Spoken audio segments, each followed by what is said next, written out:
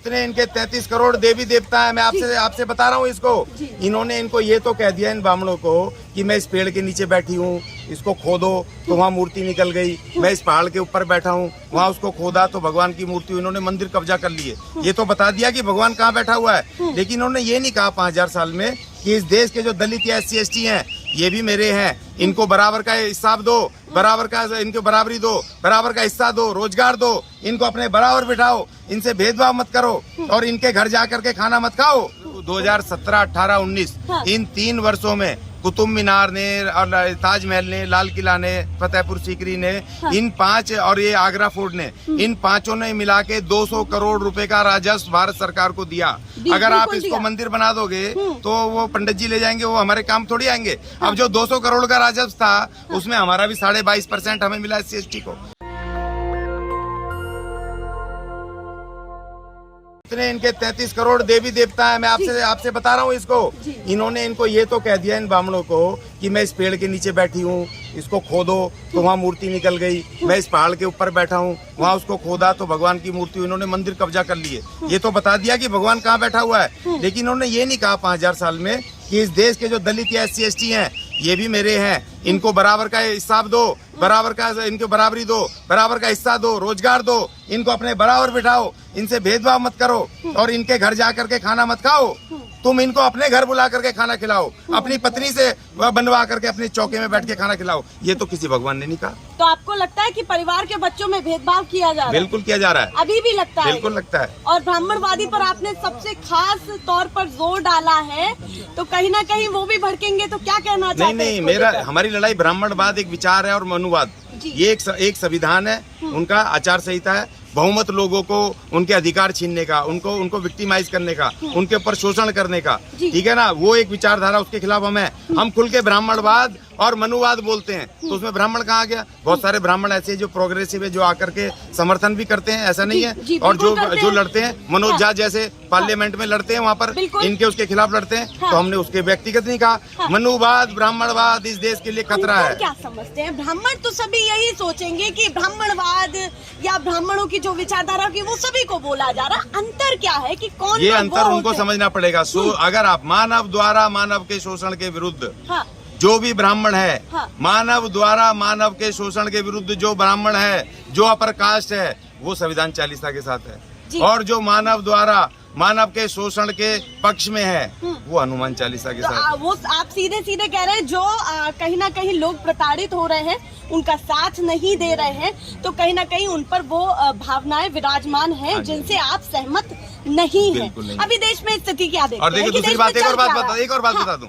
ये ऐसा नहीं है कि वहाँ जो हनुमान 40 कर रहे हैं या उपद्रव मचा रहे हैं, ये खाली वो ब्राह्मण या वो दूसरे अपर कास्ट ही हैं। इसमें इन्होंने बहुत सारे हमारे लोगों को भी मिला रखा, उनके दिमाग में डाल दिया कुछ उल्टा सीधा, तो उनको संविधान से अलग करके कुछ धार्मिक भावनाएं बना दी। तो उसमें कुछ वो दूसरे भी लोग हैं, दूसरे मजदूर वर्ग, फलाने वर्ग, जो कि अपनी मजदूरी नहीं मांग रहे, अपनी पक्की नौकरी नहीं मांग रहे, मगर वो कह रहे हैं कि भैया इस कुतुब मीनार में ये विष्णु स्तंभ लगा दो। अब उस मूर्ख को ये नहीं पता कि ये जो कुतुब मीनार है, सुनिए, वही मैं कह रहा हूँ। 2017, 18, 19 इन 3 वर्षों में कुतुब मीनार ने और ताजमहल ने, लाल किला ने, फतेहपुर सीकरी ने, इन 5 और ये आगरा फोर्ट ने, इन 5 ने मिला के 200 करोड़ रुपए का राजस्व भारत सरकार को दिया। अगर आप इसको मंदिर बना दोगे तो वो पंडित जी ले जाएंगे, वो हमारे काम थोड़ी आएंगे। अब जो 200 करोड़ का राजस्व था उसमें हमारा भी 22.5% हमें मिला SC/ST को।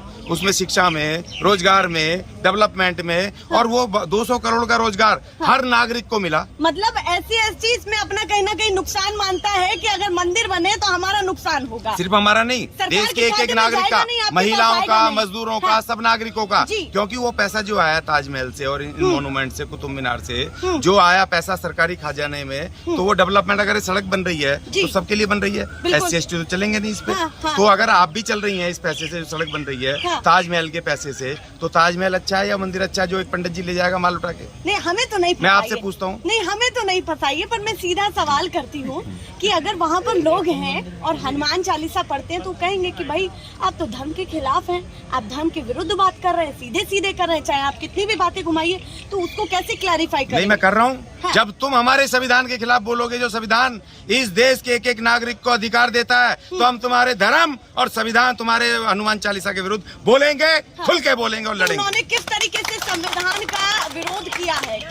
कौन कौन सी ऐसी बातें लगती हैं आपको? देखिए, सबसे पहले जो अटैक हुआ निजीकरण। जी, निजीकरण हमारा रिजर्वेशन जो कॉन्स्टिट्यूशनल है। हाँ। जब तुम निजी कर दोगे, सरकारी संस्थान में लागू होता है, तो उसमें हमारी 22.5% नौकरी गई, हिस्सेदारी गई। हाँ। आपने सरकारी संस्था, वो शिक्षण संस्थान प्राइवेट कर दिए या उसको बेच रहे हो, वहाँ टीचर नहीं है, वो खत्म कर दिए, तो हमारी शिक्षा गई। तो इन नीतियों से हमारा नुकसान हुआ। तो वो नीतियाँ गलत है ना। ये फॉर एग्जांपल इसलिए आपको शॉर्टकट में बता रहा हूँ। तो जो नीति, जैसे अभी टोल प्लाजा है, ठीक है, मैं आपको बताता हूँ, आप भी सुन लीजिए, आपको भी काम आएगा। हमने इनको कहा टोल प्लाजा गैर संवैधानिक है। अब पूछो कैसे? भारत के संविधान के अनुच्छेद 19(4) में ये लिखा हुआ है। आपने कभी संविधान नहीं देखा, मैं बता देता हूँ। हाँ। इसीलिए संविधान चालीसा बता रहा हूँ। हाँ। उसमें ये लिखा हुआ है, इसीलिए ये चालीसा बता रहा हूँ। हाँ। क्योंकि उसमें लिखा हुआ है कि भारत का एक नागरिक दूसरे राज्य में निर्बाध रूप से विचरण कर सकता है, आ सकता है, जा सकता है।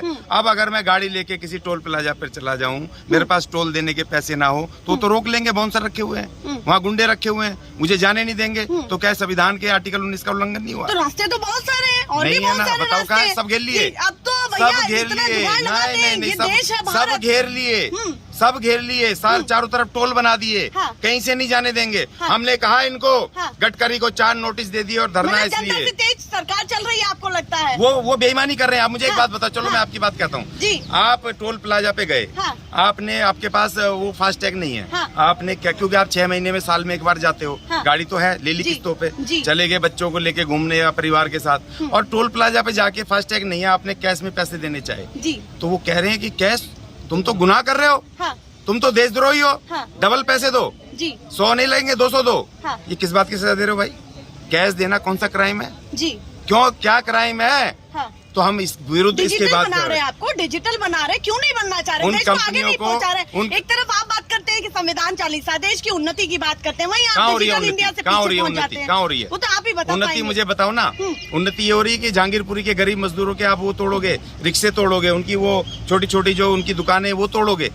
आप ये करोगे कि आप हमारे लोगों के ऊपर प्रतिबंध लगाओगे, 50 जूते और 5,000 का दलित अगर उनके खेत में चला गया, 5,000 रुपए जुर्माना, या आप ये लगाओगे घोड़ियों पे नहीं चढ़ने दोगे। ये उन्नति हो रही है, ये उन्नति हो रही है। मतलब एक मजदूर बैठ करके अपनी रोटी कमा रहा, 200 रुपए कमा के ले जा रहा है, तो आपको अवैध लग रहा है? चलो मैं दिखाता हूँ ना अवैध। वो देश की राजधानी को हो सकता है कि चमाचम चाहते हूँ, चकाचक चाहते हूँ कि भाई इसलिए तो हमें बनाओ ना, हमें भी चमाचम बनाओ। इस देश का संविधान कहता है सबको समानता का अधिकार है। अगर अंबानी के पास घर है, उसके पास अगर 100 करोड़ है, तो मेरे पास क्यों नहीं? इस देश का आर्टिकल 41 कहता है कि भारत के संविधान ने कहा, उसको कहा सरकारों को कि किसी ये जो संपत्ति है किसी एक के पास संचित ना हो, तमाम नागरिकों में इक्वल हो, ऐसी नीतियां बनाए सरकार। लेकिन नीति उल्टा बना रही है। जब इस देश के लोग भूखे मर रहे हैं, तब इस देश का एक आदमी 5वीं सूची में आता अमीरी की पूरे दुनिया में, और एक आदमी एशिया का नंबर 1 मालदार बनता है। क्यों भाई? कौन सी नीति बना रहे हो? संविधान के खिलाफ काम कर रहे हो। इसलिए हमें जरूरत पड़ी संविधान चालीसा पढ़ने की, और हम पूरे देश में पढ़ेंगे। और ये जल्दी दिन आने वाला है कि हम मोदी के घर के बाहर बैठ के उसको संविधान चालीसा पढ़ाएंगे। तो अब हनुमान चालीसा पर संविधान चालीसा भारी पड़ने वाली है, सीधे पढ़ा हुआ है। हाँ। वो तो 26 जनवरी 1950 को ही पड़ गया था। सरकार नहीं सुनी तो फिर क्या करेंगे? बदल देंगे। अच्छा, बदल देंगे। हाँ। बदल देंगे। बदल पाएगी? यूपी में तो ना बदल पाएगी। देखिए, यूपी में यूपी में 50 सीटें कम हुई हैं, वोट कम हुआ, ये नहीं देख रहे आप? अच्छा, फिर उनके पास सिस्टम, देखिए सुनिए, देखिए उसके बाद, नहीं विपक्ष नहीं, मैं विपक्ष नहीं कह रहा हूँ, देखिए मुझे सुनिए नहीं, देखिए उनके पास सिस्टम, उनके पास ईवीएम, उनके पास धन, उनके पास गुंडे, उनके पास हिंदू धर्म, उसके बाद भी तुम 50 सीट लूज करके भाई, तो इसका मतलब तुम्हारा अंत निकट आ रहा है। बदल देंगे, धीरे-धीरे बदल देंगे, धीरे नहीं, बहुत जल्दी बदलेंगे। चलिए, वो कह रहे हैं धीरे नहीं, बहुत। नेशनल दस्तक की आपसे गुजारिश है कि अगर इसको बचाना चाहते हैं तो नेशनल दस्तक को सब्सक्राइब करने के लिए रेड कलर के सब्सक्राइब बटन को दबाएं, फिर बेल आइकन की घंटी दबाएं। नेशनल दस्तक को बचाने के लिए बहुत जरूरी है कि हर खबर को शेयर करें, लाइक करें, कमेंट जरूर करें।